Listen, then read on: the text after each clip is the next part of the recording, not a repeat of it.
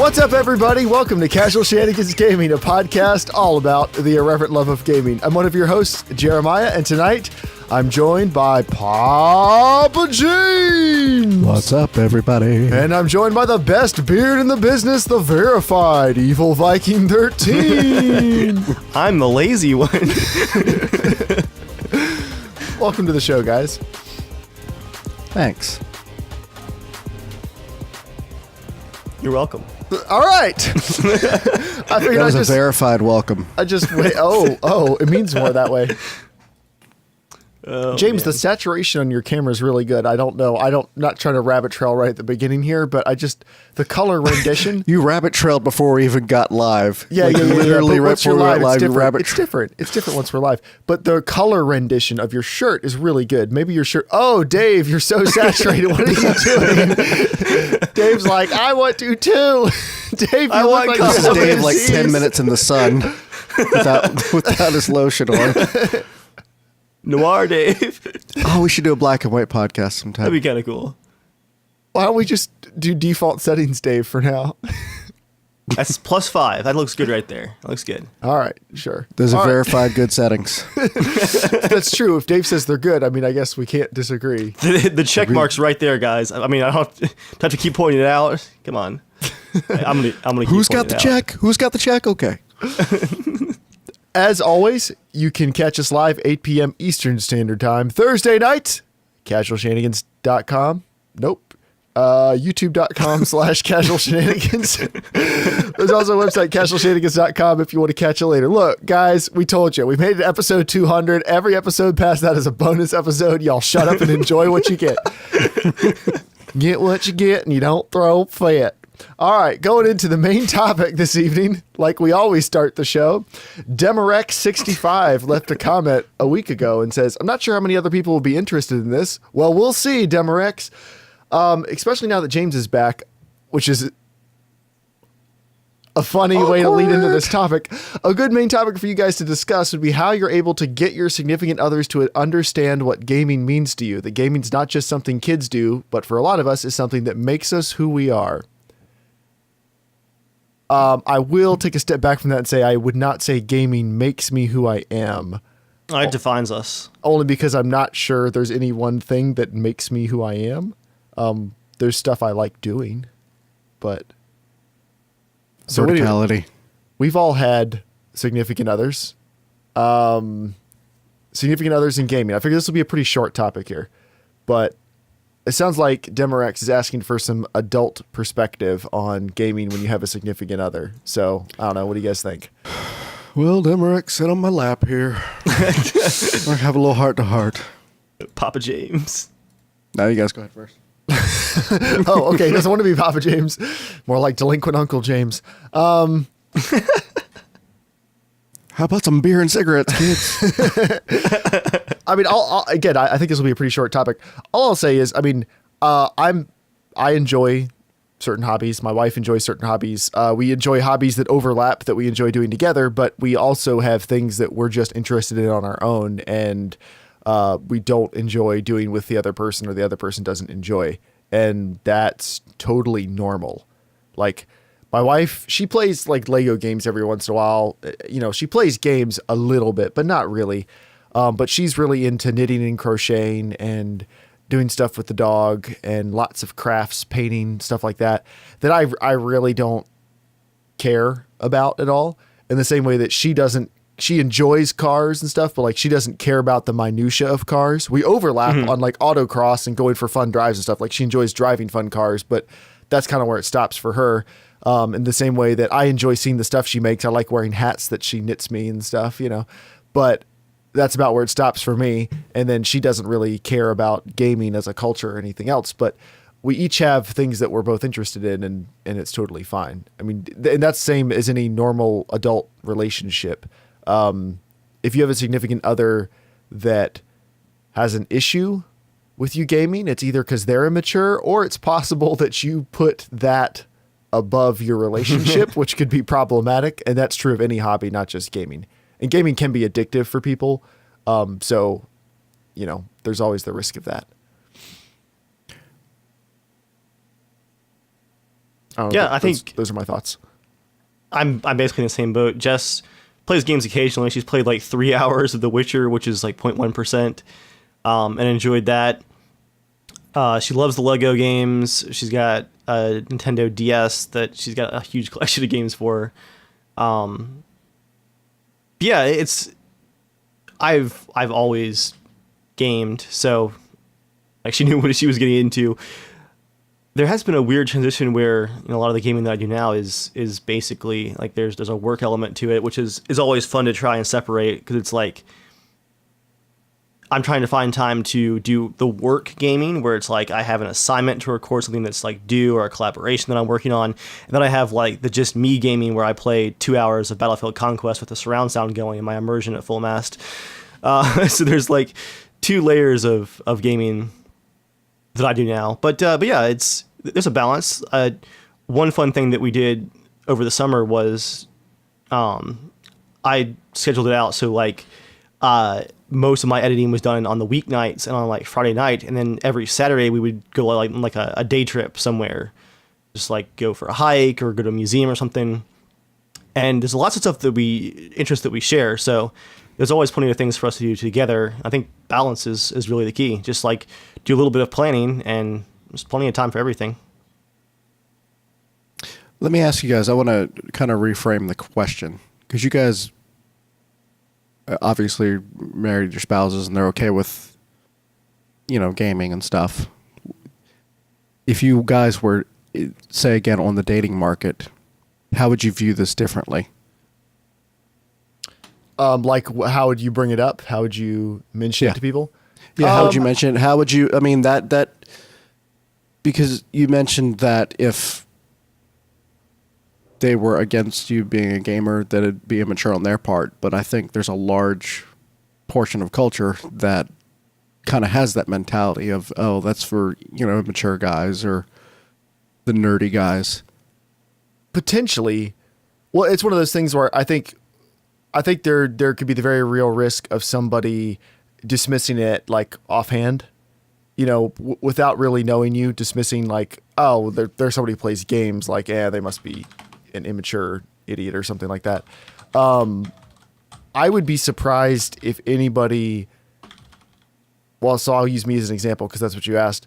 I would be surprised if I actually got to know anybody really well, like they got to know what I value and the other hobbies I'm into and my personality and stuff, and then found out that I enjoyed gaming with my friends and was like, oh, well, you know, that just changes everything. Like I can't imagine you would game. Like I have a little, I mean, I imagine people would like know that pretty much up front, but as you know, as you get to know people, as you talk, you know, if you had, again, this is hypothetical, so you're not meeting a girl at your real office, but right. If you'd met a girl at your office and you're like, oh, you know, we kind of get along and blah, blah, blah.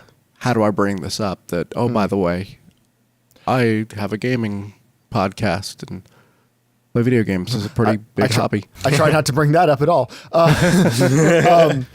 Well, I think it would come up in the, like, as a part of a discussion about all the rest of my hobbies. Like, I wouldn't just bring it up out of turn. Like, by the way, I've got a video game podcast. They'd probably be like, okay, like, I don't want to hear about that. What is that voice? Oh, sorry. I was just trying to make a soft voice. Sorry. I'm not good at, I'm not good at, Okay. all right. Okay, whatever. Oh boy.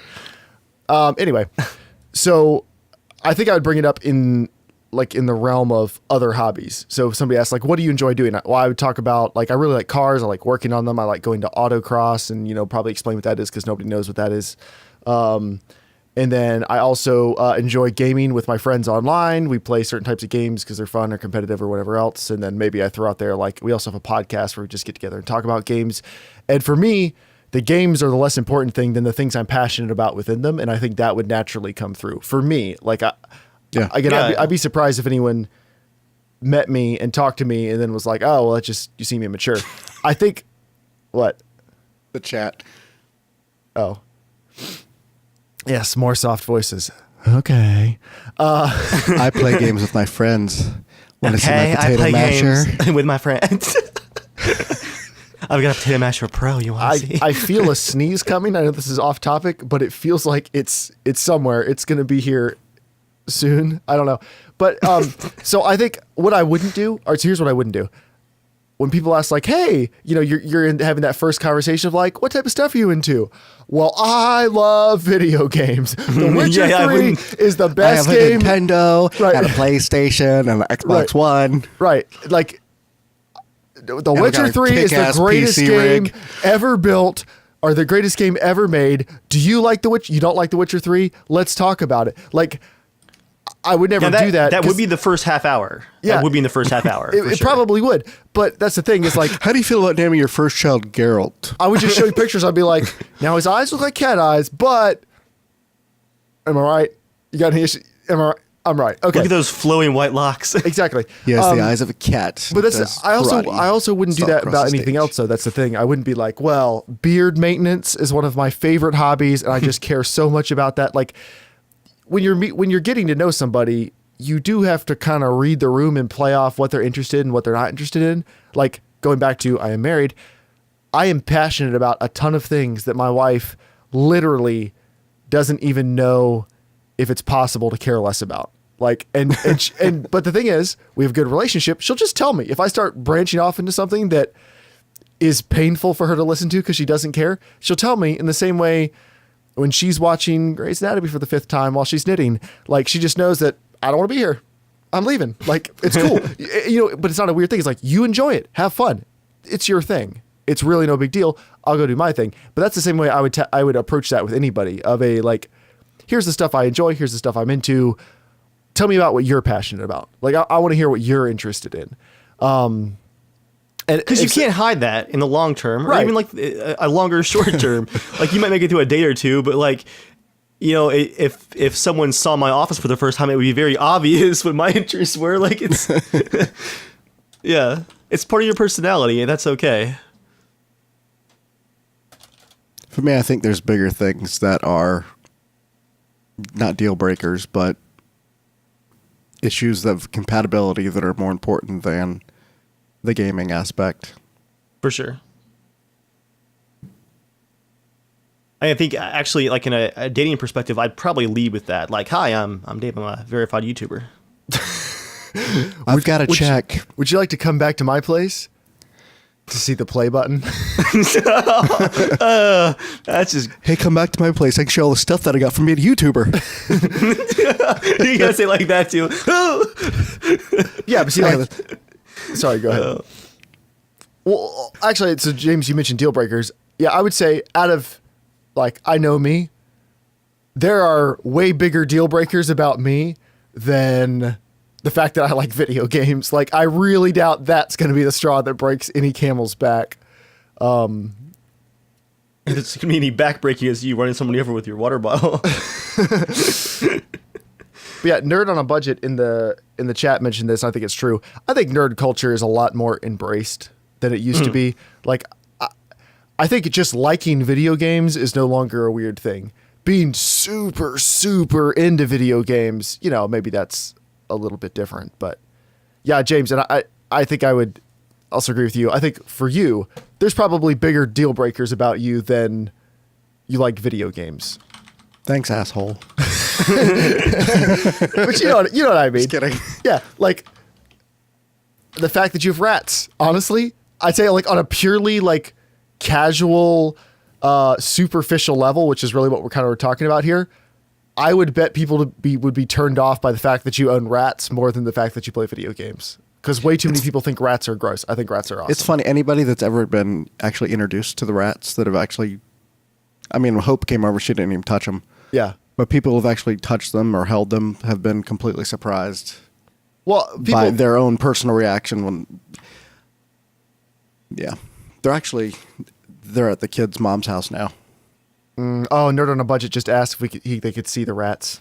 Oh well. No, they're visiting. They went with the kids to the mom's house. So I have a cat also, and they're kind of stuck in the bathroom. No. So I let them go over there so they could just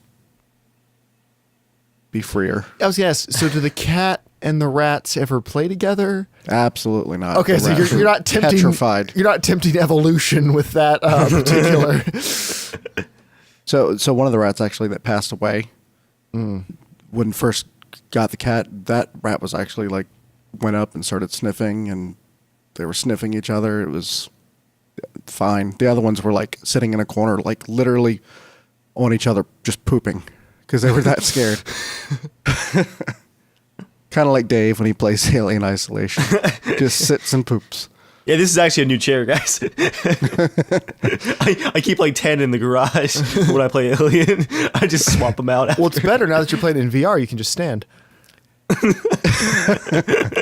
yeah, James, if somebody met you, if they took issue with the fact that you like video games, like they'd have to overlook the fact that you're an extremely devoted father of the cutest daughter, one of the cutest daughters, top 5 in the world, and Christian's all right too. And you're very intellectual. Exactly how I feel. You're very intellectual. Like you love learning, you love science. Like there's all these things that you're passionate about. They'd have to look past all that and go, oh, yeah, but video games, like, I'm not into that. Like it. If somebody who could actually get to know you and look past all that stuff and then dismiss it, it wasn't going to work out anyway, Yeah. So this is where I put on the Papa James hat, pants. What do Papa James's wear? A big The fluffy old robe. Overalls. Oh yeah, that works. And the faded fedora. Like I a piece of one hay those- sticking out of my mouth. Oh, all right. Settle down, children. Let's No, sing you have a story cape. for You have a cable knit sweater and some sensible trousers. So I'm Mr. Rogers. Cool. Yeah, I mean that works. So, having been married and divorced, gaming wasn't really ever a big issue, but that was something that it could still be an annoyance, I think. Right. Now that I'm single, that's something that do I want to find someone that is into gaming at all? Do I want to find someone? I mean, to me, that's lower on the list Right. than how nerdy are they? Will they any of the nerdy culture like the sci-fi or comic book type stuff? That's probably a little more important because that's a little more common ground, I think, than gaming itself. Because there are adults that just grow out of gaming, and I think that's perfectly fine. For me, like I said, I think there's bigger issues. For me, I think sharing the same religious or non-religious values, sharing the same, not exactly the same, but similar political leanings. Compatible political leanings. Compatible political leanings. I think that's a bigger thing to worry about. Even so, if you're already married, then I think that could be even a bigger challenge than gaming itself. I agree. Like I think when people are younger, they tend to define themselves and their social groups by like the things that they're into, right? Like the type of music you like, or the type of clothes you wear, or the type of activities or hobbies you like to do. But I think as people grow and mature, some people still do that, but most people then tend towards they value people based on what those people value. Like who are they as a person? What is their personality like? Like can you see yourself spending time with this person and enjoying it? Like, not so much, do they like the same music I like, Because like, that's something like I used to care a ton about when I was 15 and 16, like the type of music I listen to define me. And now I'm like, yeah, I like music. I like tons, like I like everything. Like if you like other music, I couldn't possibly care less. Like, and I can listen on my own time. You can listen on your own time. And yeah. I find something else to do. Don't think I've ever asked somebody in the last 10 years, I've probably never asked somebody what type of music they're into. Like, it just doesn't matter. And like in the same way, if somebody told me they were like super into video games, like it was I don't know, cool. Are they a good person? Are they a fun person? Like, fine. Like if they suck, they suck regardless of whether or not they like games. So there are plenty of people that play games that suck, and we see them online all the time. That's and true. in comment sections. Yeah. Yeah. But anyway, anything else you guys want to contribute to that? No, that was fun. That was a good topic. I would be curious, anybody who's listening to this, leave a comment or write in casualshenanigans@gmail.com to be a part of the show. And let us know, did you start out on a significant different foot with your significant other based on games? Like, were they really opposed to games when you first got together, or were they really for them? And did that change one way or the other? Like, I'd be curious to know, because for me, it was never a problem. Like, my wife had zero issues when we started dating with me playing video games, and she never has. Like, if she ever has an issue, it's only because I'd be playing a game and neglecting her. She never has an issue with the game itself. So, all right, it is now time for What Are You Playing This Week? Part of the podcast where we forget those spouses, lock them away in another room to watch Grey's Anatomy, and we talk about the games that make us. It's happening right now. It is in my house. It literally is, and we talk about the games that make us who we are. That's Dave. not what I do. I'm searching online for one right now. Just kidding. Jeremiah reminded me, actually, off of his list. I tried out the Call of Duty World War II beta. I think it's the most fun I've had on PC with a Call of Duty. I've tried like a handful of the other ones since Modern Warfare 1.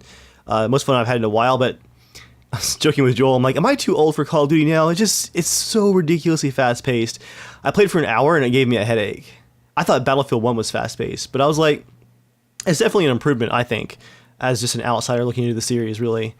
But I'm not going to be getting it. It's just... I might buy it maybe like years from now on sale for the campaign when it's like $20 or something, but I'm not playing the multiplayer. Yeah, same Dave, here. if you roll the dice, you're probably going to receive the game at some point. So That's true. You Also- probably will. they're going to see that check and be like, key.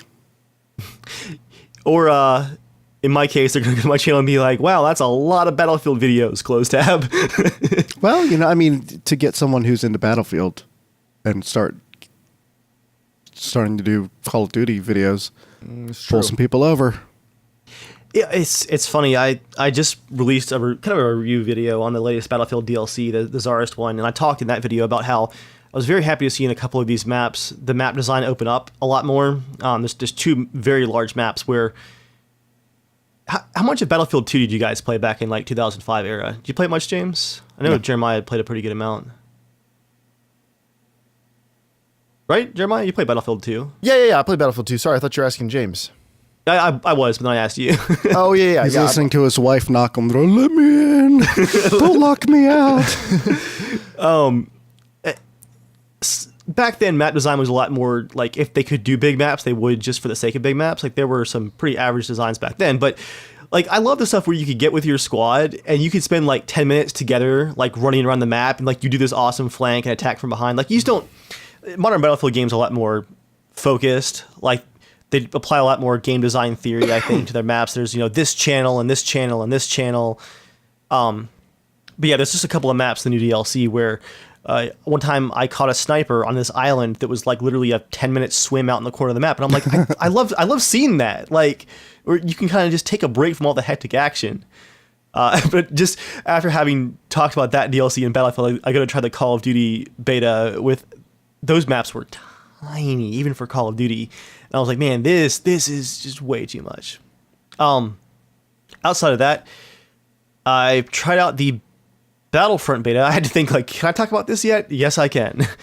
Battlefront has not clicked with me yet. I've played like an hour and a half so far. It looks mind-blowing. The visuals are just amazing. DICE's Frostbite. Is it as impressive as the first Battlefront was when it came out? I think we're going to know for sure when we see a bigger map, because the maps in the beta are smaller. Theed, though, is amazing. Like there's ambient civilians that like run around and panic when the battle starts. They like run all across the alleyways and like out of the battle area. And there's pigeons and stuff in the bushes and all kinds of flowing wind and debris. It looks amazing. Almost visually overwhelming. Like here I go sounding old again, but I think it might give me a headache after a while. There's so much visual clutter. Well, just give it a little time. All the servers will drop off, and then you can do your walking around alone and look at the graphics. Oh, okay. Look at that texture. It hasn't quite clicked with me yet. It might, though. It's not bad. It just hasn't clicked. One thing that is bothering me is getting killed by someone who has 2 rows of 3 special star cards that they've unlocked from the loot crates, like all lined up, and like I have the default guy that you start with. That's not a great feeling because you already have people that have been playing the beta for a few days at this point and they know the maps down to a T, and then they've got these like plus 5% damage reduction and plus 10% reload speed, all these like little things that add up. I don't like the loot crate system in that game, in any game really, but in that game specifically. But beyond that, just some very fun Arma. This is a tongue twister. Armor missions. I really had to think about that one on Monday. Our squad did very well in an armored column. I was quite impressed. I mean, most of the armor survived, which is very rare. Like, it doesn't matter how heavy of an armor you normally give us, it's all gonna die. It was a replay of a mission that I made, James, where we acquire a bunch of Abrams tanks that have been captured by the enemy, and we form a convoy and go take out a line of enemy entrenched armor. And the idea is you hit them from behind so they can't turn their turrets around, and we take them all out, right? It's a surprise attack. We've got 4 tanks. They've got 6. We lost 60% of our vehicles, Jeremiah, in the first time we played that mission. I thought we lost all of them. No. I could be wrong. We had 4 tanks and an APC. We lost 2 tanks and an APC while ambushing the enemy. We ambushed them and then they just rocked us. But this time around, we survived. It was a lot of fun. And also this week, actually, it'll be going live tonight. I played a bit of Crossout. They added a new faction and some hovercraft parts and stuff like that. So cool. I played Call of Duty World War II. There's zero reason for me to get that to play the multiplayer. I just don't care. I know. I feel like a broken record. I say this every year, but yep, feels like more Call of Duty. Nothing about it felt different or better in any real way. I swear there was a drone in it at one point. I don't know if I was imagining things, but it doesn't feel like the Call of Duty gameplay has really changed at all, even for being World War II. Battlefield 1 does play different than Battlefield 4 in a good way. Yeah. This plays exactly like every other Call of Duty game, except the guns don't, the guns fire differently, but I felt like I could play exactly the same. And I know there's minute differences that people are really into the series will be able to tell. I'm not saying it's literally identical, but I don't need to play that for the 12th time. B Squad leader in chat asked, why were there red dot sites? Why? It wasn't a red dot site. There actually were prototype dot sites, though. During World War II, they're doing the same thing that Battlefield 1 does, where they go, did somebody make this at some point? Well, we can use it in the game. It's less of a stretch than Battlefield 1, in my opinion. It is less of a stretch, yeah. Now, I was impressed by it. I put out a Potato Masher video. So I'm actually impressed. Call of Duty is very into a completely locked 60 frames per second. And on console, one of the ways they do that is they have dynamically scaling resolution, and they actually do a very good job. They do half horizontal resolution, so you'll play it 960 by 1080, and the frames are alternated and then doubled up to create a full 1080p image. And it actually looks pretty good. Well, they finally brought that to the PC, and it works well. I was running 50% resolution, as the starting frame, and then it gets upsampled through, Filmic, TXAA or TA, whatever. There's a bunch of stuff it does, and the frame rate at normal settings on the Masher was rock solid at 60 frames per second with this 50% resolution scaling, and the image did not look like it was 50% resolution. It looked pretty close to 1080p. And the GPU most of the time was only in the 70% range. So I could probably tweak it and get a bit more out of it. So I thought that was pretty cool from a technical level, because it did have very high CPU usage, but it looks like a lot of the optimization issues that have plagued previous Call of Duties on PC seem to have been improved. I still would not buy it until it releases, though. Don't pre-order. I also have restarted The Witcher 3. Now, I did say that when I finished The Witcher 3, I'd probably never touch it. For a long time. I don't know if I said ever or if I said for a really long time. I honestly don't remember. You said a really long time. Okay. You didn't say forever. No one would say forever. It's been almost a year. It may have been a year at this point. So, that's a pretty good chunk of time. I've restarted it doing New Game Plus, and I'm doing an immersion playthrough where I'm not fast traveling. When I get to an area, I actually go around and do the contracts in that area and meet all the people and do the side quests. And I'm trying to play it like an actual Witcher journeying through the world looking for Ciri. I'm just layering the immersion on right now. and I'm thinking at the rate I play games these days, it's probably going to take 2 to 3 years to play, which I feel like, I don't know how much time actually passes in the game.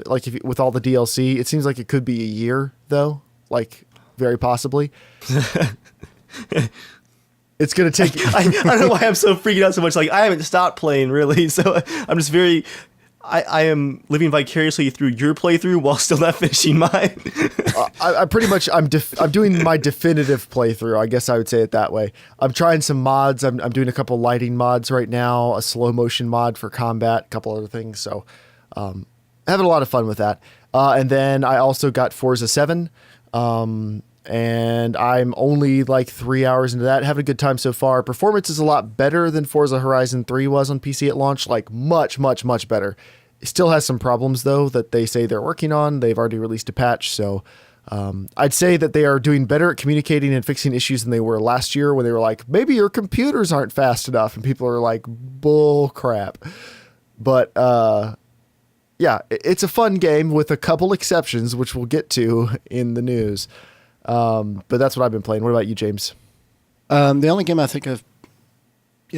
played this week was Resident Evil 1, the original. Mm-hmm. Well, the remastered version.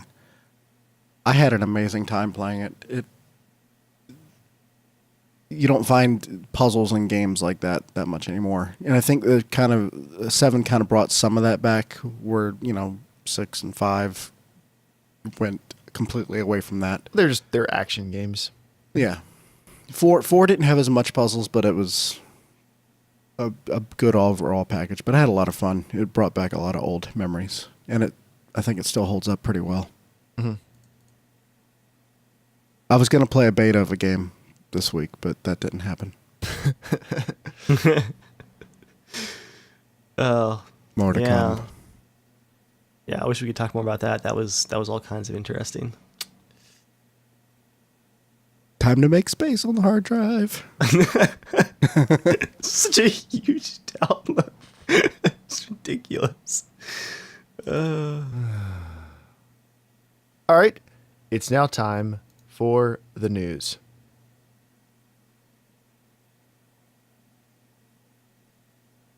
James? News time. Oh, come on. James, don't do this to us. News time. That's better.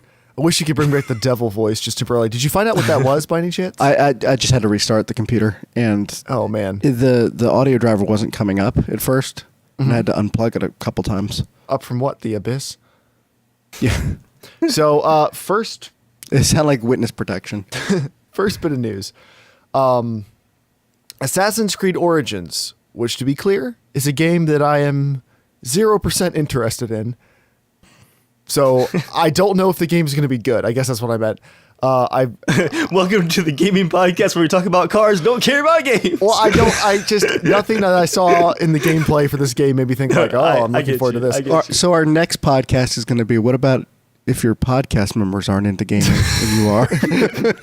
Well, I could have done the episode years ago. What if your podcast members aren't really into podcasting? But it feels like we've that ship sailed. So the Assassin's Creed Origins PC system specs and FAQ was released by one of their community managers. And I thought this was interesting. So this is the PC specific FAQ. And the minimum specs are Windows 7, an i5 2400 or an AMD equivalent, a GTX 660, 6 gigs of RAM, and 720p monitor. Like, those are the minimums. What's interesting is the recommended spec is a i7 3770, 8 gigs of RAM, 1080p, but only a GTX 760 or R9 280X. So they're recommended, not their maximum spec, but they say for 1080p, high settings, 30 FPS, a GTX 760 is entirely appropriate. So we shall see. Assassin's Creed Syndicate ran decently well at launch. Unity was garbage performance-wise at launch. So we'll see. But maybe this branch of the engine is just aged to that point where it's visually good enough that they don't have to add a whole lot of fluff on top, and there's just about optimization at this point and making the artwork. Maybe so, but they did then they did a PC FAQ, which I thought was really good. The first question: what is the download size? So the size of the installed files is around 45 gigabytes. Okay. Will there be a day one update? What is its size? Yes, there'll be a day one update. Exact size still to be defined. What is the maximum frame rate of Assassin's Creed Origins on PC? And then they do explanation on the dynamic resolution rendering, which adjusts the resolution on the fly to ensure a frame rate as close as possible to your target. So you can choose a baseline frame rate of 30, 45, or 60, and then you can set a maximum frame rate between 30, 45, 60, or 90, or uncap it. That's really cool. So I could set a base resolution of 30, a maximum of 60, and then I could just crank everything all the way up and let it tweak the resolution on the fly. If it works well, that's a nice feature. And then the next question, is it possible to turn off dynamic resolution rendering? Yes. And they tell you how to do it, and it will deactivate it. And they tell you where to go in the menu to turn it off if you don't want to. Man. They ask, then, what are the new features on PC? And they talk about the performance benchmark, the dynamic resolution rendering, the in-game resolution multiplier. This game features built-in super sampling. If you have a powerful card and only a 1080p or 1440p display, it will super sample for you without you having to learn how to use NVIDIA Dynamic Super Resolution or AMD Virtual Super Resolution or anything. Does Assassin's Creed Origins support multi-monitor setups? Yes. Will it let you customize your mouse, keyboard, and gamepad configurations? Yes. Does the game require a permanent online connection to be played? No. The game will require a one-time connection for activation, but once that one-time check has been made, the game can be played offline. A daily connection to the servers will be required to get access to some online features. Is there any support for ultra-wide monitors? Yes. Will Assassin's Creed Origins support SLI or Crossfire X? No, but maybe later. Will it feature DirectX 12? No. Can you adjust the field of view? Yes. What are the preload dates and times for the PC version? We'll communicate those times at a later date. Will there be other features post-launch? Yes, we're already working on PC updates that will be announced and detailed at a later date. Will Assassin's Creed Origins require a Uplay account? Yes. Will Assassin's Creed Origins be available on Steam? Yes, the digital version will be available in the Uplay store and on Steam. And then when will it be released? Wait, does it launch on Steam and then open the Uplay? Yeah, they always do. They always do. But you Okay. but some people want to buy it on Steam because they want to have it in their Right, library. right. Yeah. But I thought that was a refreshingly, like, That's in depth. it's in depth. It's questions that PC gamers have. It addresses things that very enthusiastic PC gamers often ask about. And when they didn't have the answer to something, they actually said, "We don't know yet. We'll tell you later." Like, I was pretty impressed. What do you think DirectX 12 is going to be common in pretty much every game? I don't think it really benefits games that much. I haven't seen a single game with DirectX 12 where it changed the experience enough that I was like, "Oh, well, everybody should be using this." So I don't know. But you know they touted it as Yeah. Well, it's more Changing. performance than anything. Like DirectX 11 at least had some more visual features, but 12 is really for the developers. But so far, it really isn't. Yeah. Like, performance-wise, it really doesn't make that big of a difference most of the time.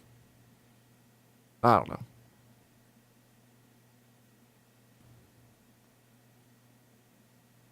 So, any thoughts on that? No, I agree with your opinion. That was impressive, actually. Cool. All right, Dave, what's your first bit of news?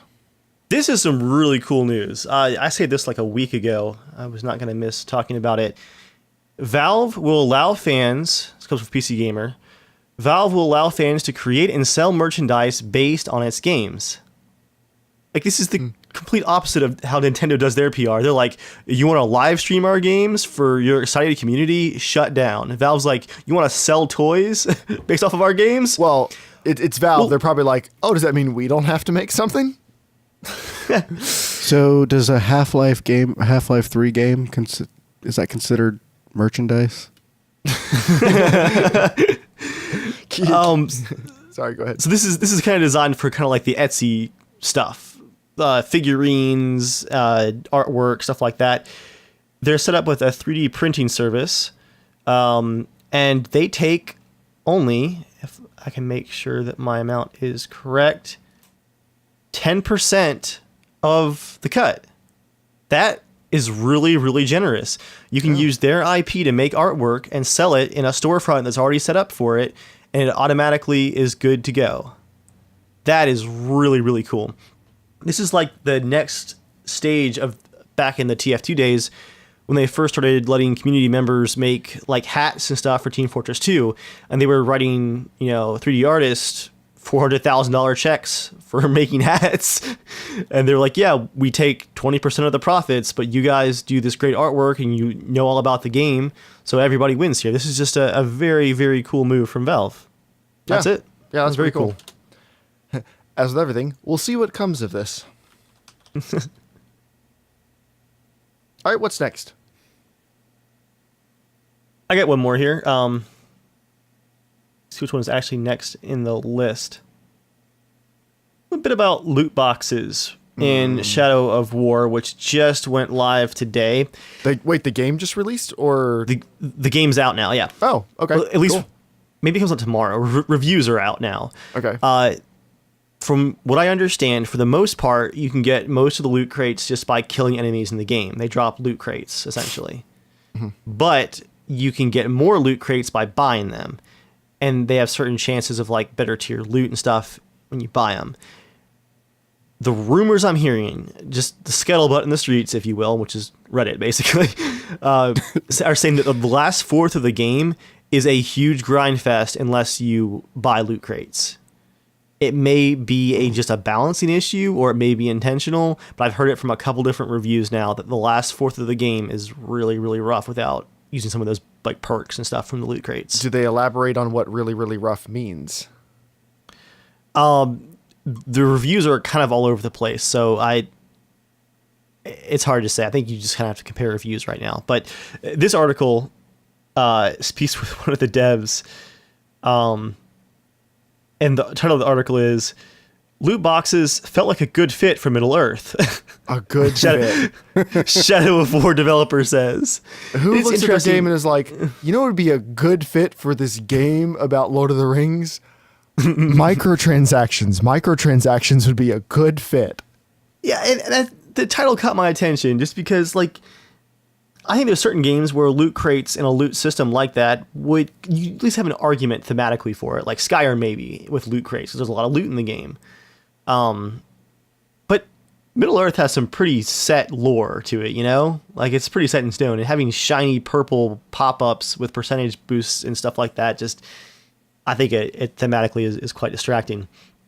But he says, and this is the whole reason right here, besides the extra money, we want people to be playing this game for a long, long time. In addition to that, one of our key features is an almost infinite variety of orcs and enemies you can create. The ability to go to a market and play with that system and purchase additional orcs felt like a really good fit. You can do that with the currency in the game and the paid currency, gold, as well. Read that first sentence again. We want people to be playing this game for a long, long time. No. We want people to be paying for this game for a really long time. Yeah. And there you have it.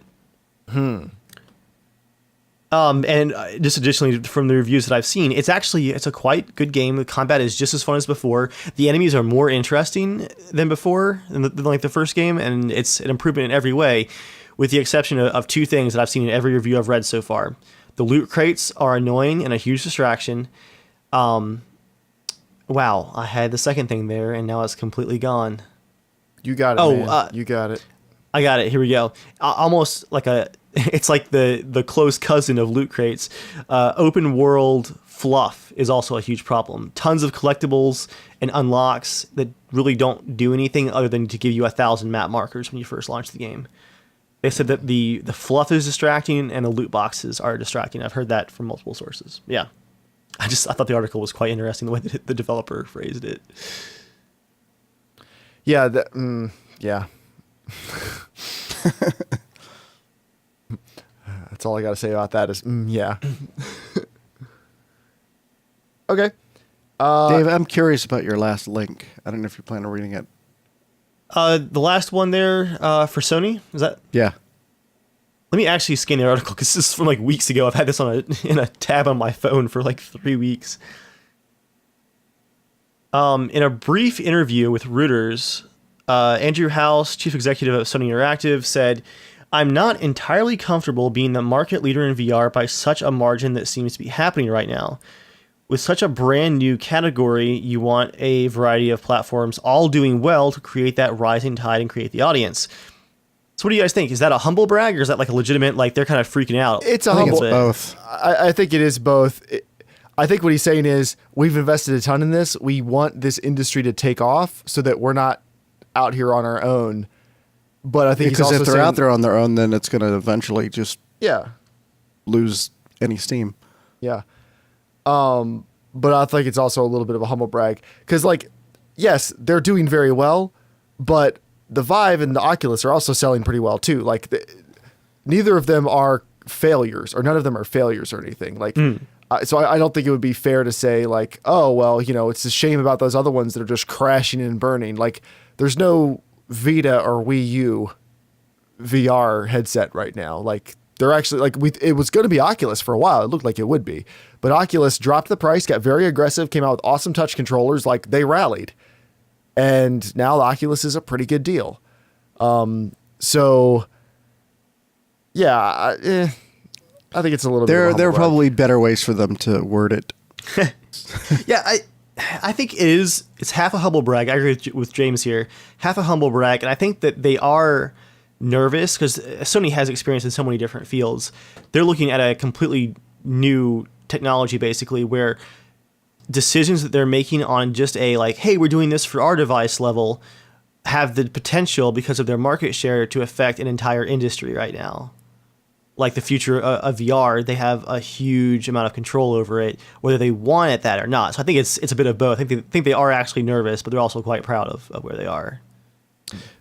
I think the problem with VR as a technology is it has to have adoption outside the gaming for it to become like a household item, for it to be just culturally, this is something we need in our home type thing. Mm-hmm. I see something like augmented reality glasses working out better in the long run than VR will. I mean, we were talking about the earbuds that will do translation that are coming with the Pixel. Right. Yeah. That kind of stuff is useful in real life. Not that gaming isn't real life, but I mean, there are some applications for VR that are non-gaming, but it's not. I don't think it's widely adopted. And it's not like a necessity or anything. But I could see something like augmented making VR somewhat obsolete. Mm-hmm. Well, I don't make it obsolete, but like push it back as well, maybe we'll get to it later. You know, augmented reality might be more accessible now, and it's something that people will actually invest more in now. And then maybe VR gets another shot again. I'm not saying VR has failed, but you know, if VR doesn't do well now, maybe that's why. I'm just curious, in 10 years, is VR going to be even something we're interested in? Yeah, I don't know. It'll be interesting. I was just thinking last night, I haven't used my Oculus in like a month. I'm thinking about selling mine just to fund future projects, selling my Vive. I like it a lot, but just it's a YouTube thing, and I need to, pay for other stuff. You're not going to at least wait till December for Fallout, see how that is? Oh, and Doom. I should at least keep it for Doom, shouldn't I? I would get so sick playing Doom. I probably will get very sick playing it, but I got to try it. I got to try. Yeah, I was thinking about it last night. I was like, I think it's because there's just like that little bit of extra setup to play VR. Like I'm always busy. Like we're all adults. We stay busy. It's easier to make excuses to play 2D games, I think. So what I might do is one Saturday that I have some more free time, I might take like an afternoon and just do like a bunch of VR. Just like set aside some time and just dive into finish up Lone Echo maybe. You need to try Robo Recall. Yeah. I need to finish Super Hot 2. Super Hot is such a stupid amount of fun. Oh my gosh. Super Hot is a really great game in VR. I love how ridiculous everyone looks playing it too, because you can't help but get into it. Like you're like, oh, am I in the Matrix? Are there people watching? Well, I can't see them, so I don't care. It's so easy to get into. It's awesome.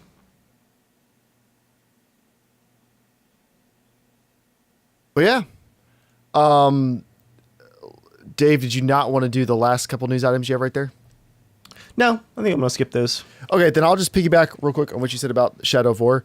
So I spoke a little bit, I think, last podcast about how Forza 7 was going to be doing loot boxes, and it didn't actually seem that bad because they've always had spins and stuff in the game, and they were saying, yeah, after the game releases and we balance it, we're just going to give you the option to purchase more of those. And I was like, oh, well, I don't care. That's no big deal. You can turn it off in the menu. Who cares? Well, they're pushing it kind of hard. And there are some features that were just in the game before. Like you've always been able to just increase the difficulty of the game. Like if you decrease the amount of braking assist, steering assist, AI difficulty, like the harder you make the game for yourself, the more of a percentage of a bump it gives you on the credits you earn after races. So if you're really interested in earning a ton of money, you just have to drive with the most sim-like settings, which I've always been on board with, because if you just are a decent driver and try real hard, you can make ridiculous amounts of money. So they have moved some of those mods behind. It's not literally a paywall. You have to. Well, hold on. They have. Stop, You just stop. froze. You froze. You're like, they have. Put your hands right together. You're like, they have? So right now you can't pay real money for it. You can only use in-game money to buy things that help you earn more in-game money. But there is like a bit of random luck to opening these crates, and you don't always get great stuff, and they encourage you to buy back into the system, and you are going to be able to buy more of those with real money soon. It's totally optional to play the game. You absolutely don't have to do any of that to play the game. But they have cut down some on the traditional Forza experience, and some of that is made a lot easier by microtransactions. It's not 100% moved into microtransactions. It's made a lot easier by microtransactions, and that is disappointing. Do you Yeah. think we would ever get to a point where games have advertising in them? I mean, they already I mean, do. not like billboards and stuff inside the game, but I mean like when you're launching the game, having ads on the side. And It happened this week, James. Did it? In PUBG. Really? Apparently there's a problem with Chinese servers where they're getting so much new traffic. The servers are having trouble connecting to like the central server. So there was an ad apparently in the Chinese language build. I think it was the Chinese language build of Battlegrounds. There was advertising a VPN to help your connection stabilize better to play, like in the game. It's happening. It's happening. We're in the future. Microtransactions and ads in the game. I mean, I think there's going to come a point where we're not going to pay more than $60 for games, and they're not willing to sell them for less than 60 or like less than 70, because statistically, gaming prices have not gone up versus inflation. Yeah. Oh, yeah. Yeah, We're yeah. paying less for games really than we ever have. So I mean, that's why we have things like microtransactions and DLC and skins and I wish they would just charge more. well. That's just how I feel. Is it time for a new segment, Jeremiah? A new segment? Yeah, I added to the doc about 30 seconds ago. Dun, dun, dun, dun, dun, dun, dun. It's Dave's now time- Positivity Corner. Oh, I was gonna do a thing. That's Ding, fine. ding, ding, ding, ding. I like James's better. Welcome, everyone, to Dave's Positivity Corner. There's a lot of games that come out these days, and we just don't have time to play and cover all of them on the podcast because, like it says, we're filthy casuals. But I was looking at Steam today and realized there's a bunch of games that we're not playing that I think just deserve like a nod of appreciation for just doing their thing, for their successful launches, and for apparently just being good games. So some shout outs to the developers this week of Total War Warhammer 2, which apparently is excellent and is selling like hotcakes. PC-only RTS game in the Warhammer universe, their second one, and it's apparently quite good. And Nice. it's a very, very feel-good launch. Also, shout out to the devs of Divinity Original Sin 2, also getting insane reviews and doing quite well. And a game that people have gone back and forth on for quite a while, like, is this anything more than just a neat proof of concept? Cuphead is out this week and is apparently quite good and quite challenging in a good way. It's getting so congrats. fantastic reviews from everybody. Yeah, Other than the being art like style. ridiculously hard. I've watched about 10 minutes of Twitch streams just to appreciate the artwork. It's all hand drawn, and it's not just a gimmick. The game looks beautiful, and it's a challenge. So, shout out to the devs of those 3 games for their successful, warm feeling launches this week. Dun, dun, dun, dun, dun, dun, dun. This is Dave's Positivity Corner. How much is Cuphead? $20. Dang. Sorry. Ooh. Oh. All right. It's now time. To throw away all those positive feelings. Where it happened to mail time? I deleted it and replaced it with Dave's Positivity Corner. Why did you just duplicate it? I wasn't sure if we actually had mail or not.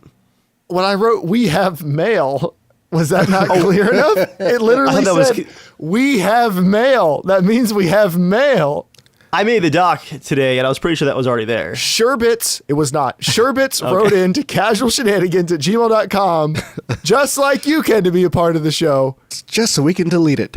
Following up on the topic. Is this better than Dave's Positivity Corner, though? Maybe. Following up on, is how you mow similar to how you play games? Yes. He says, I don't mow the lawn. In my opinion, it's difficult, and it's easier to get someone else in my family to mow it. I would say this is pretty accurate on how I like to enjoy my games. I prefer watching people play games, especially horror games and other games I consider difficult, because I like enjoying the product of the hard work without having to do much. Also, the difference between lawnmowers is content I didn't know I wanted. Cheers, Sherbets. That's good. I like that. It's now time for the comment of the week.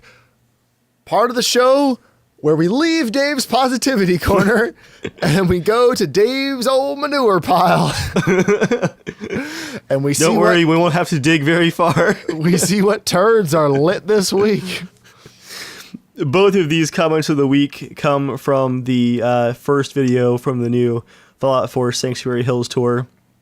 This first one actually made me laugh out loud because it's kind of true.